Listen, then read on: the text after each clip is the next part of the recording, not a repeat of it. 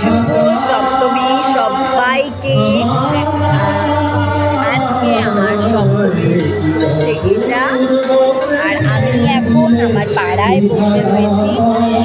এই যে আমার পিছনে রয়েছে মা দুর্গা, আমার পাশেই রয়েছে মা দুর্গা।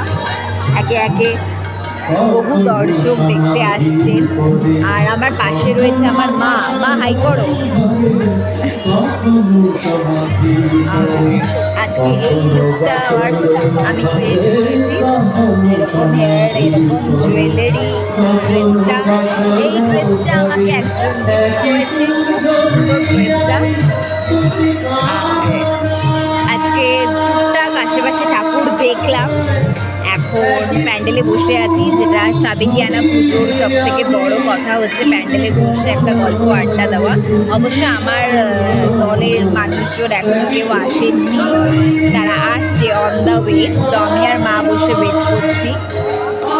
তো তারপরে আবার বেরোনোর, তাদের সাথে বেরোনোর প্ল্যানিং রয়েছে, তো তাদের সাথেও বেরোবো টুকটাক, তারপরে বাড়ি ঢুকে যাবো, কারণ বেশি রাত্রি আমি করি না। আর আজকে পিছন থেকে ভীষণ সাউন্ড আসছে, তাই জন্য আমি ঠিক করে আমার কথা বলতে পারছি না, আর সেটা শুনতে পাচ্ছ কিনা আমি সেটা জানি না।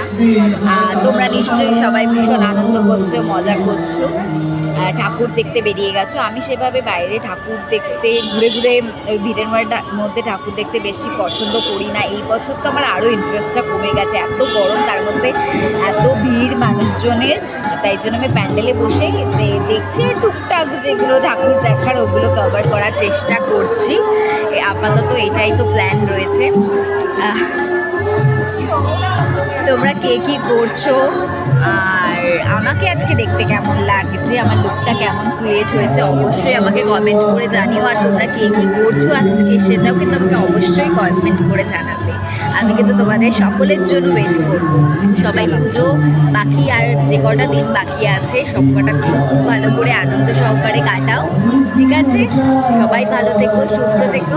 আজকের জন্য এইটুকুই, আবার দেখা হবে নেক্সট ব্লগে।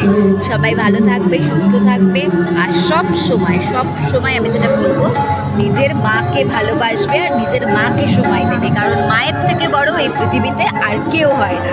টাটা।